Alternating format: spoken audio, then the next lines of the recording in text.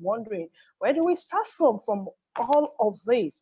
Yes, in Canada, there seems to be like yes, a bit of caution, a bit of control, a bit of all of these things put into place to ensure that yes, people get adequate information, people are aware of what they're doing, and yes, you can get, yes, you can imagine like a snack bar where people can walk into, drive by, and then you get your cannabis, and then you go away.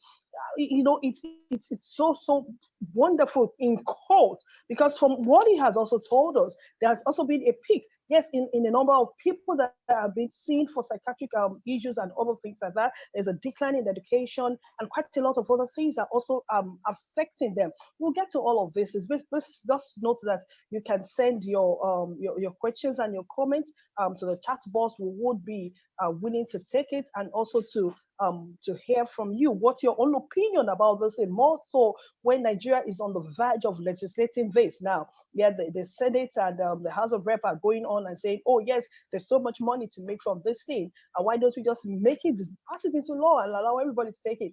But we haven't even passed it into law, and we saw so much implication on the Nigerian youth and on people developing, and it's a huge one. And this is part of, this wasn't even hope when we wanted to talk about this. We're just trying to look at, yes, the heal effects and every other thing that had been going on. And this came during the week. So it's like, yes, heading to whatever it is that we are talking about today. All right, so Dr.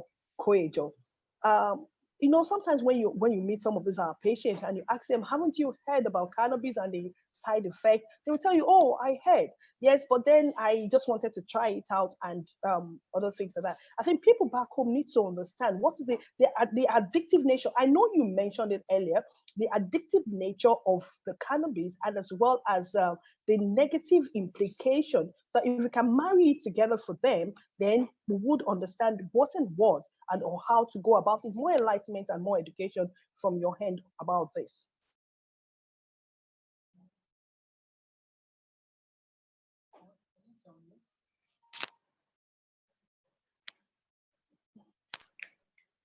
Thank you very much, Mrs. Akintoye.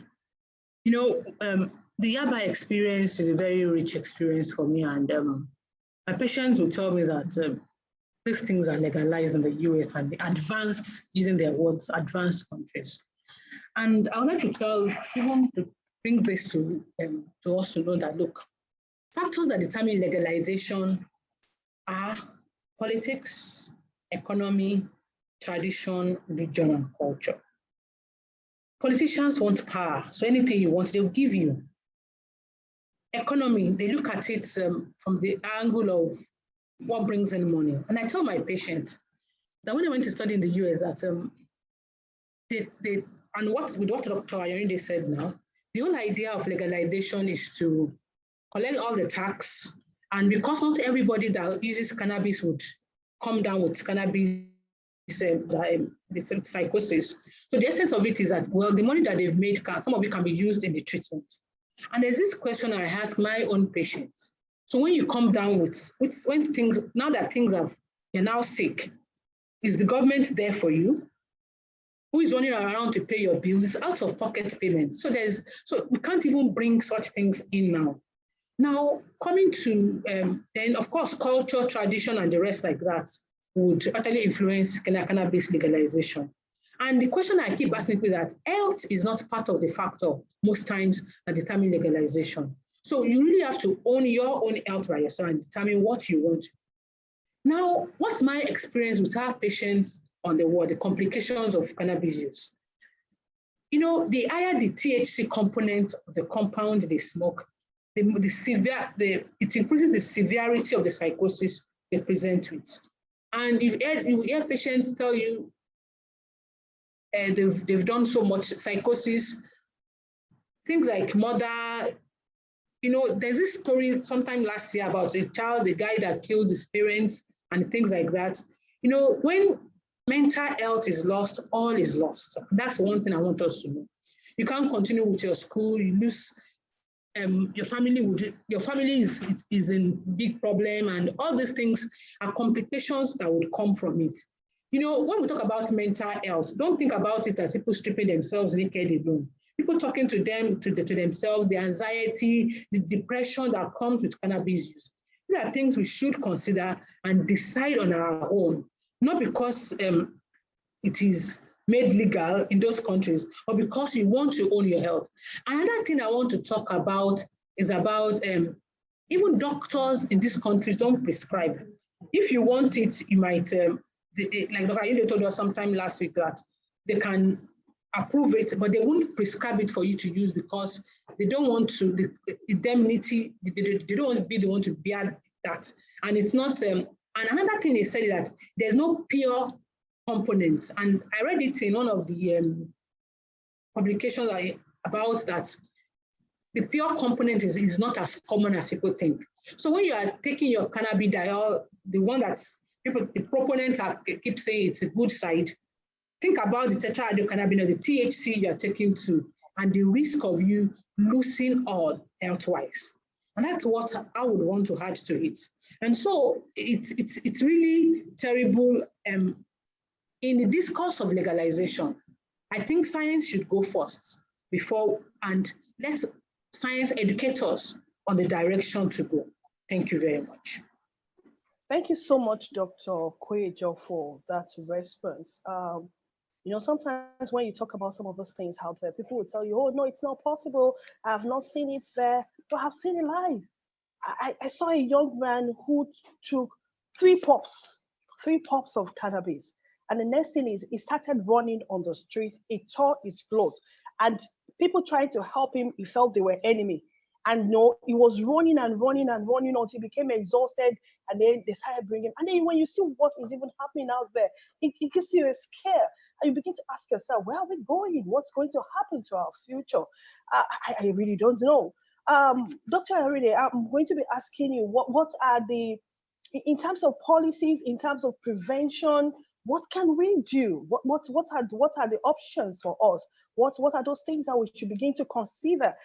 Because in the light of what we have here, it's huge, sir. It's huge, right on every street, virtually in almost every family, in every home in Nigeria. You would see someone smoking cannabis, eating, drinking cannabis. What can we do? We're talking about the future. We're not just talking about people making money from this alone. We're talking about tomorrow. We're talking about children as future leaders. What can we do? Most especially because we understand the negative implication of use. What are those policies that must be in place? What are the preventive measures that people need to understand and be put in place for us to be able to get out of this? Yeah, well, thank you, and really great points. I would say one thing we must do is keep it real. And in as much as we may have strong views, know that there's a strong machinery of counter arguments. So, for instance, does everyone who uses cannabis develop a severe mental disorder and have their life ruined? No. It's not a comfortable fact, but it's a fact. Are we sometimes, by value chain, consumers of cannabis output? We are. I invite you to boycott every single Fela song you've listened to. Dispose of all your Bob Marley CDs. Never ever listen to Snoop Dogg and so on. And what's happening in youth culture is there's so much of a movement, there's so much of a culture around this that some of our views and the way we communicate about cannabis now, the messaging needs to change considerably. So I'll use an example of sexual health. Unprotected sex can lead to infectious diseases. Does everyone who has unprotected sex develop HIV? No, but then the risk is high. And it's really important, what we do here is help people make informed choices, particularly because it's legal. So you can't say you're breaking the law. The policy bit is really, really complex because in Canada, there was a lot of policy, but people didn't really understand and still struggle to understand. I would argue perhaps only about 15% or so of physicians in Canada are comfortable to talk about cannabis. And the young people are coming in talking, I use THC, CBD, I use a ratio of 4:1 and so on. And parents are looking stunned. So there's a whole culture out there online, and it makes it very, very difficult. Regarding policy and funding, a lot of money needs to go into it. The knowledge campaigns that were going on and still going on, and they're still inadequate in Canada, are huge. And even then, the consequences are quite significant. So it's complex space, and I would say even with the edible products out there, it's even getting more complicated. Are we likely to banish cannabis? The war can go on to infinity. It's unlikely to happen that way. Does money drive some of this? Yes. But keeping it real with some of this is going to be one of our challenges, because I remember giving a talk one day about cannabis, and someone said, oh, by the way, I graduated with the best results in my university year, and I use cannabis every day, which is risky, because you could say all you say, and then someone then says something like that. But the converse is, you have situations. I remember a young Nigerian person in Canada here saying, uncle, I don't smoke weed. So many of my friends do. And year on year, I've gone from the bottom of the class, I'm now in the top quarter of the class, because people are just dropping off. And this person's now looking really smart because the contemporaries are turned up in school stoned. So it is a big problem. We have young people losing their driving licenses the day they got it, because there are roadside checks, sobriety checks, and so on, which have implications as well.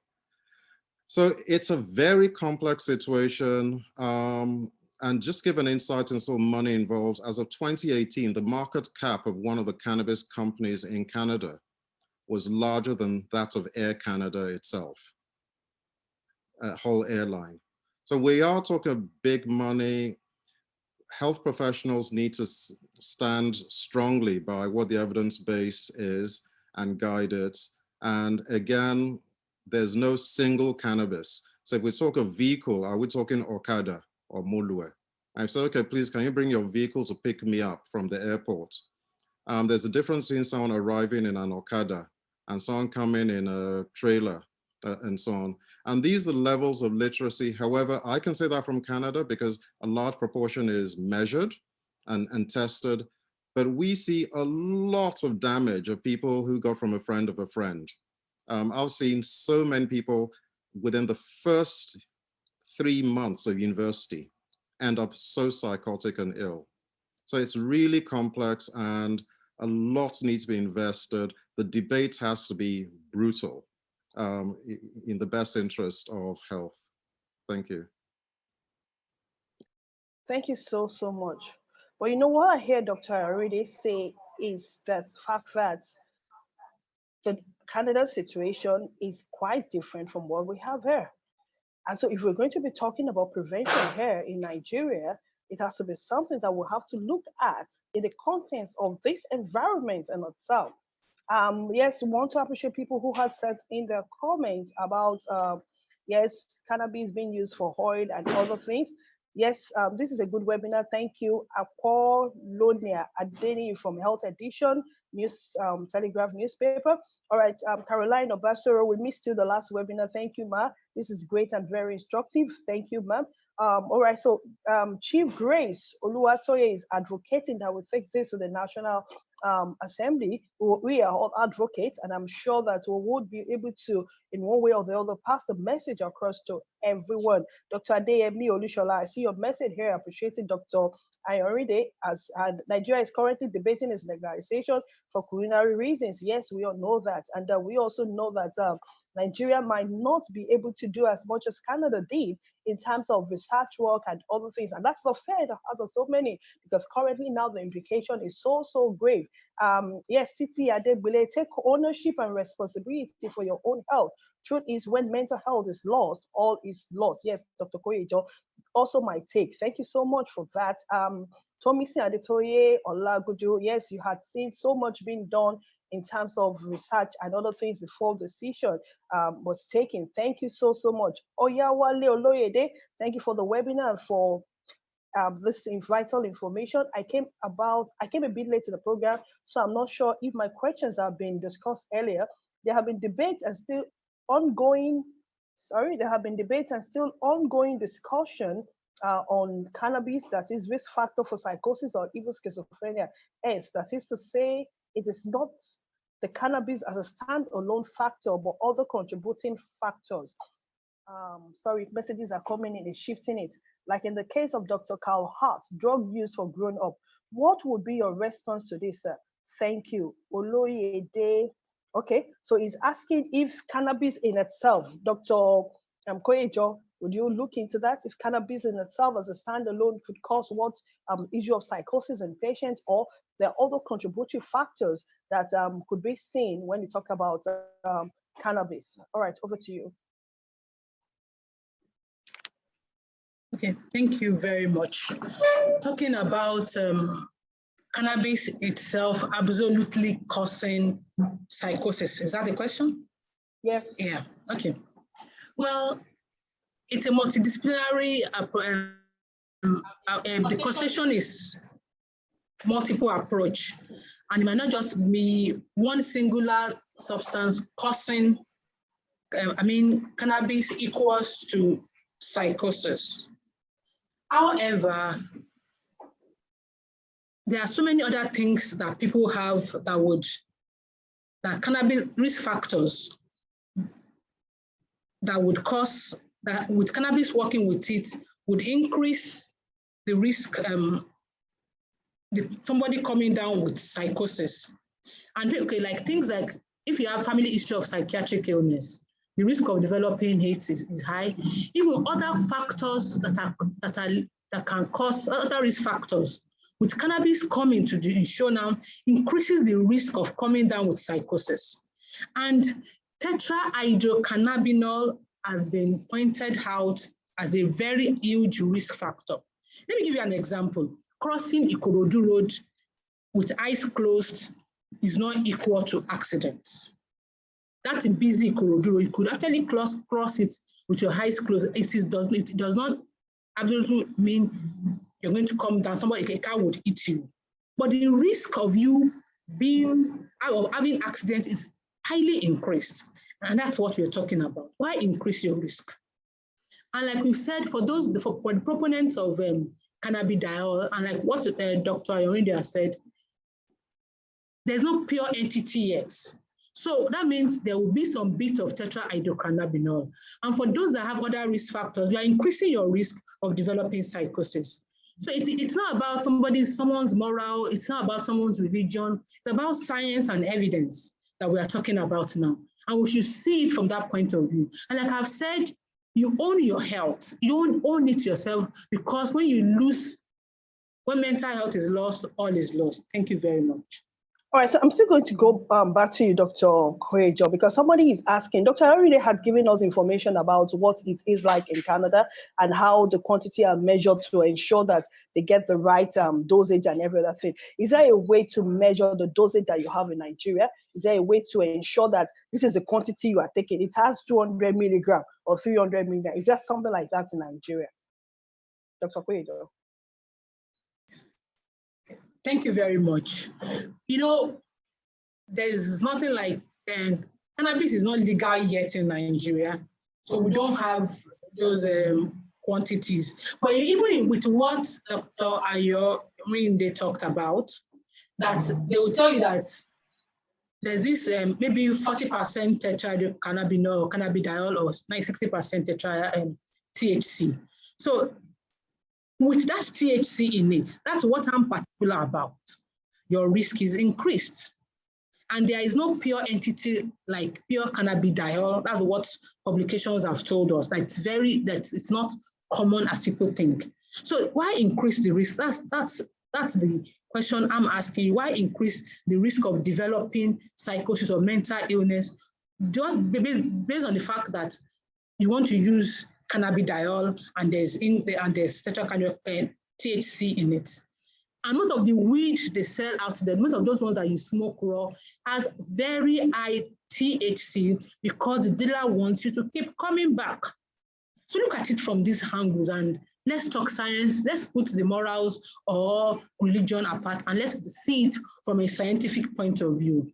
Why cross Ikorodu Road with your eyes closed? Thank you very much. All right, thank you, Dr. Koyejo. Dr. Aride, this next question is for you. As a substance use disorder expert, can we allow cannabis to be legalized in Nigeria? And what will be the effect in the next 20 years? Dr. Aride, please.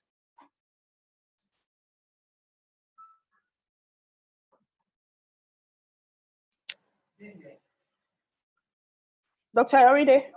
Yes, sorry, the executive power man muted me.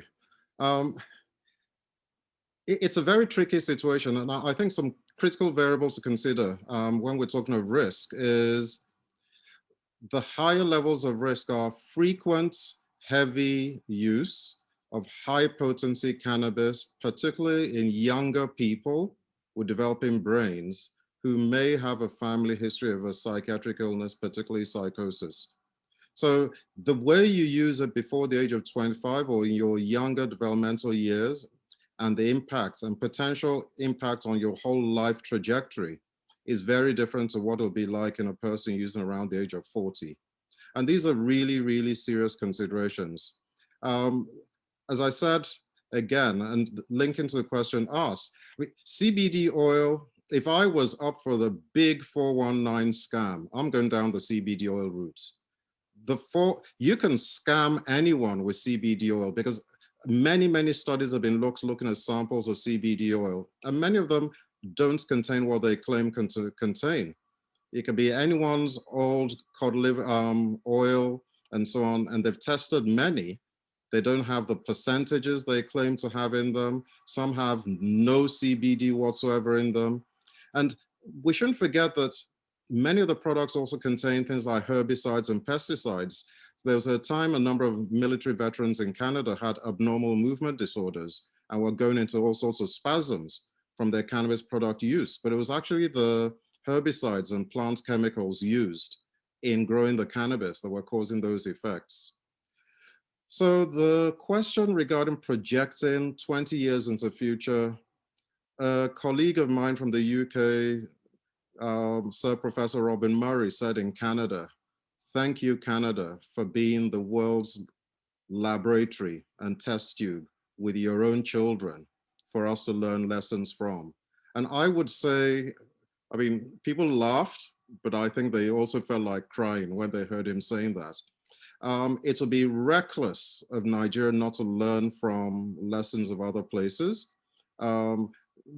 I would say the investment that goes into it, can any government in Nigeria invest?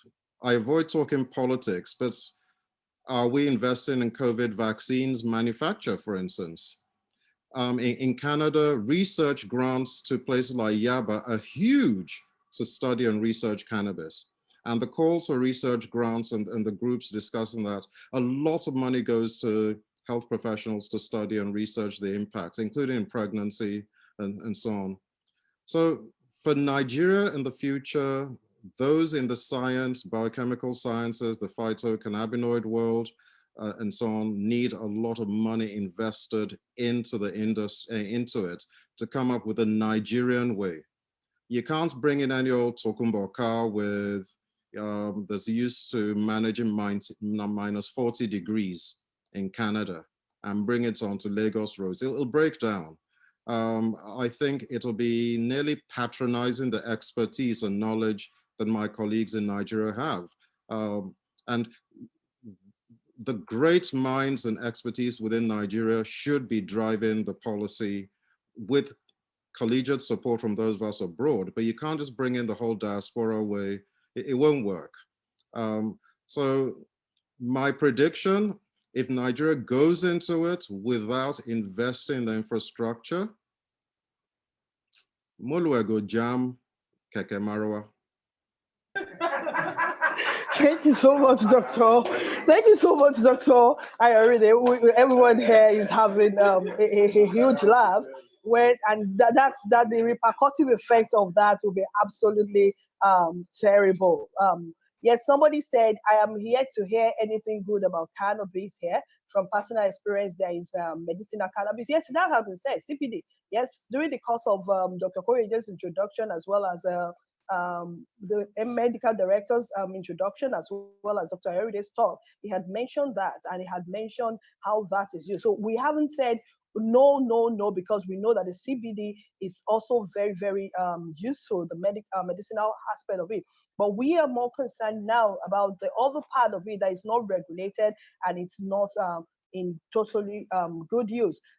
Yes, Oluwafunmilayo Otaye Jagbemi is saying, great work. How do we start in your environment? You have had the information about this today. You have been empowered. Please empower others. Make sure that you be an agent and spread the news across to everyone that is coming across your path. Yes, somebody says, I take it 3 times a year. I think it's based on choice. It's recreational for me. It helped me relax a bit. But I can tell you also that there are all the measures. We could see you and help you develop skills on relaxation techniques that would help you to function very, very well. Dr. Olukemi Oyegbile, yes, Neil Karim, yes, you left UI in 1981 and got FMCPH in 1980. I'll be using the CBD oil. Yes, like I said earlier, the extracts of it that are very useful in controlled ways. It has been researched into, it's been packaged and managed in such a way that it does not have a repercussive effect on people. Yes, we are aware of the endocannabinoid system, yes, and the science behind the oil, and we are not saying no to all of that. But we are saying no to the THC and the way it's being used in Nigeria environment and the way it's affecting the life of the children. And yes, if it's going to be legalized, then there must be research into what needs to be done.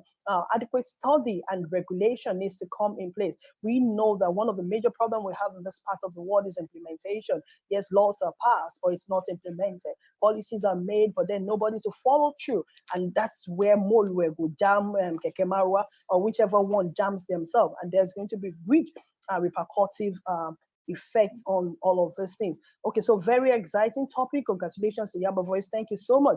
Grace Oluwatoye is saying, please no to legalization. Yes, when we get there, we will all raise our voice to say whether it's a no or it's a yay or nay, like they say in the House of Assembly.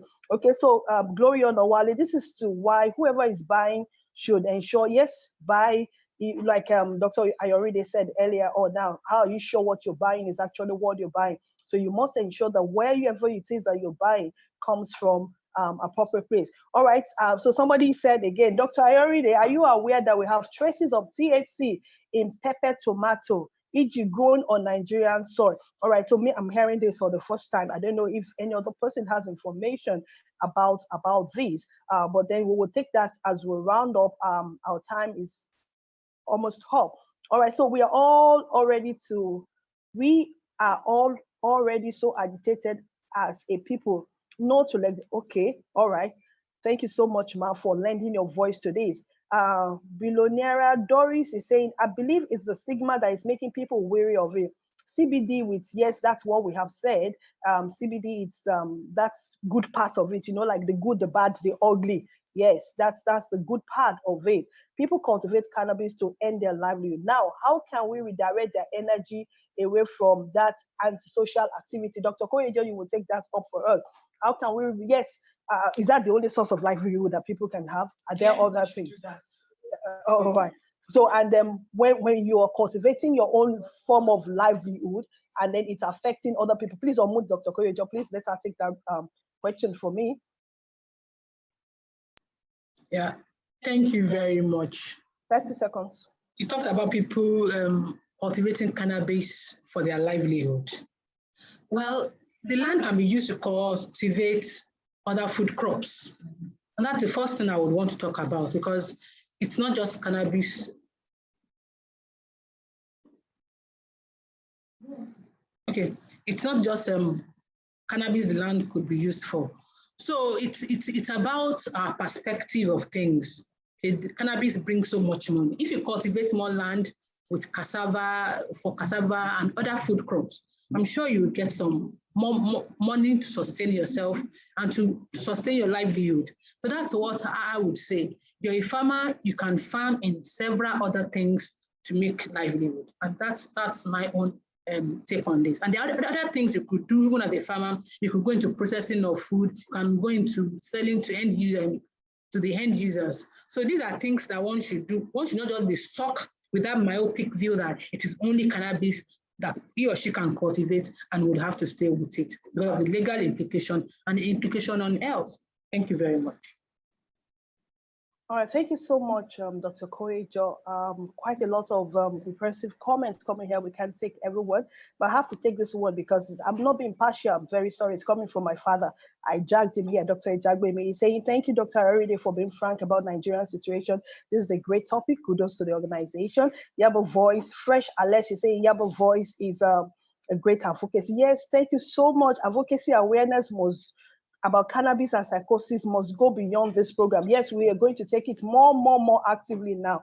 Thank you so much. This has been really, really impressive. All right, so they can cultivate and have it exported. You want them to take it out to somebody else. That's another one. So they should not sell it to us, but they should sell it to maybe where they will use it. We are exporting everything now. So, I can get that. More research needs to be done. Yes, I agree with you. Because when you're here in Yaba, you see the number of cases that we see, it's huge. And when we talk about people who had negative effect or cannabis had destroyed, in quotes, their life, then you would understand the gamut of what is it that we are talking about. Tunji Odebi is saying cognitive restructuring of choose specialized media is another one. I don't even want to go into that discussion right now, because it's going to bring on a very huge one. A company just started fabric business in US using hemp plants. Okay, that's also one way they can use it. And one of the things that is also heading this legislation is a huge amount of money that could be generated from this. But like we are saying, can our government ensure that it's properly implemented and things that needs to be done are done effectively? All right, so Dr. Ayoride, we're going to take a comment from you right now as we try to wrap up this webinar today. Dr. Ayoride. Great. Just to say, one isn't avoiding the discussion about the medical uses, and this is a mental health forum. Does cannabis have clearly demonstrated evidence-based benefits in some types of cancer care? Yes. Does it have benefits in some people who may have a lot of nausea and vomiting with chemotherapy treatment? Yes. Does cannabis have a role in some forms of pain management? There's evidence for that as well. Yes. However, these are things that are carefully measured. And I must emphasize, in Canada, it's not prescribed. No doctor prescribes cannabis in Canada. They can give an approval for its use. Regarding cannabis products being grown as cash crops, one of the largest growers, exporters of cannabis was actually a company in the UK. Many people didn't know of it. And they generated the products that's used for the treatment of seizures, Epidiolex. So it's competitive. How does a country with -30, -40 degrees become a leading grower of cannabis in hothouses or greenhouses with fans and regulation? So there's a whole range of good, bad, and ugly. One of the bits I will stand strongly by is the risk of harm to young people developing brains in their critical years. That is a space that we see a lot of difficulty over and over. In other spaces, a lot more research is being done. We know the potency of cannabis is going up, up, up, up, up. Bob Marley would not sing those songs with the strength of THC in Canadian cannabis today. It's really, some of it has gone down up 20 times stronger and stronger and stronger. So it's a complex topic. There are cash crop issues. Emphasizing my earlier slide, there's a big difference between industrial hemp and some of the higher bits. There's no single cannabis. There's no single type of motto. There's no single type of pepper. And we really need, hopefully as the years go by, we'll be talking about cannabis potencies rather than cannabis. It's like saying human being. What are we referring to? But in the absence of knowledge to make these really informed decisions, a lot more money needs to spent into it. And for legislation, it can't be just talk. Invest in health research, invest in people who have the expertise, make sure they're equipped for the consequences. Our lesson in Canada certainly is with so many young people turning up in the emergency room, 3, 4-year-olds who've consumed edibles, people being really ill, and health professionals not having that skill or resource to do it. We need to be socially responsible about it. My last question, to rule out any form of hypocrisy: should I, God forbid, for any reason be terminally ill and have a cannabis medication option available to me, would I use it? Yes. But again, in a very informed way. Well, I pray God I won't be, but the message for mental health, young people in developing brains, and the risk of harms is immense. Well, thank you, Niger. Niger no dey last ever. And Niger cannabis is ranked number 5 amongst military veterans for dealing with their PTSD. They say instead of the trauma, you start laughing and giggling and forget that your head was nearly blown off. Now, is that a benefit? No, be me talking more. All right, thank you so much, Dr. Eride. We appreciate you so much for joining us on this webinar. Dr. Joy is joining us from Canada. We want a balanced information, and that's why we have somebody outside as well as somebody here in Nigeria talking to us about this a very important discussion. Like we said earlier, we are not saying that CBD, it's not good, because it's been found, proven times and again, that it has very beneficial effect to people who are going through trauma and quite a lot of other things. But at the same time, we want to safeguard and ensure that the THC component in itself doesn't get over to people and doesn't affect them in ways that they should not affect it. And when you look at the number of people who are reporting in Nigeria to the emergency units, and then I will compare it with whatever it is that we think we have gained in benefits in Nigeria, I don't think we could say yes. It's advantageous to us at this point in time, unless more researches are done and then it's adequately worked on to ensure that better things are put in place and the life of our people will be better safeguarded. All right, so the recording for this webinar will be sent to the Yaba Voice platform, both on the Facebook and Instagram page. Please, you can check it up in the next couple of minutes. We will send it there so you could hear again.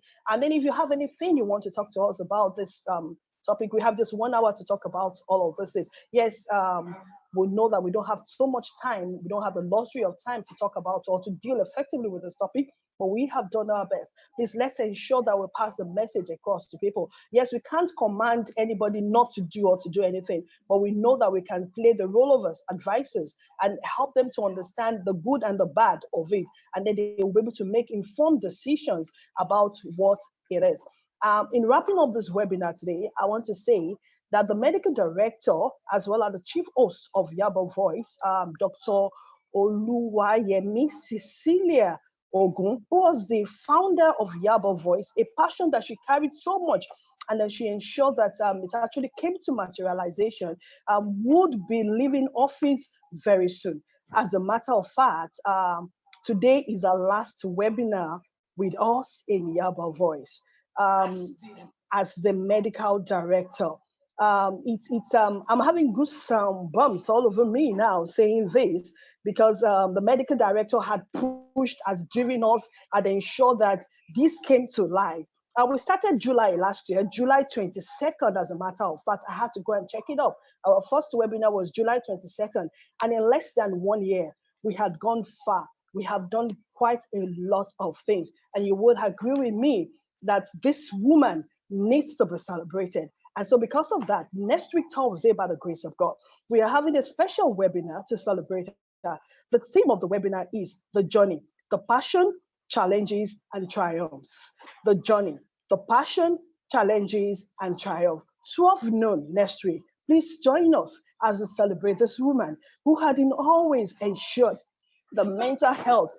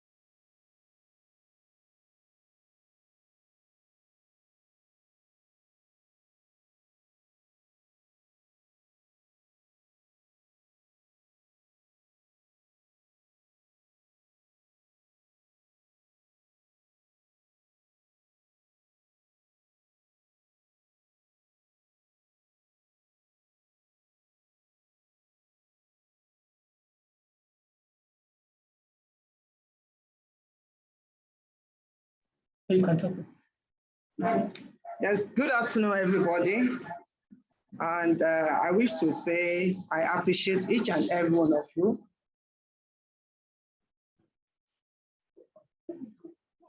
Oh, okay. I wish to say I appreciate each and every one of you here today. We've had it all. Cannabis. Can there be smoke without fire? Yes, I could see what the comments of so many people on that people pass. Many people are talking about CBD oil and so. We are now saying there's no medical use of Indian hemp or cannabis. But are we right for all that right now in this country? We are talking from the mental health aspect. And if we want to go the way of Canada, do we have the resources for that? Can we put all these things in place before we legislate for the use of cannabis? Please let us think very well. I'm a mental health professional and I've seen a lot among the youths of this country, among even the middle-aged people. I've seen a lot. And so when I saw that caption in the Vanguard, I felt very, very sad. Let us look and think deeply about the future of Nigeria, about the future of our children. So thank you, everyone. Thank you for coming to join Yaba Voice. God bless you. And on this note, we want to say thank you, everyone. Part of the webinar once again. Thank you, everyone. You are the reason why we keep coming back. Next week, Thursday, 12 noon, please join us. We will be celebrating a wonderful woman who had gone through various things. Like I said, the theme is the journey, triumph, passion, and challenges. I want to hear from her. How did she do it? Thank you so much for staying here. The recording will be on our webinar, on our various pages. Thank you so, so very much. God bless you. Have a wonderful day. Bye-bye.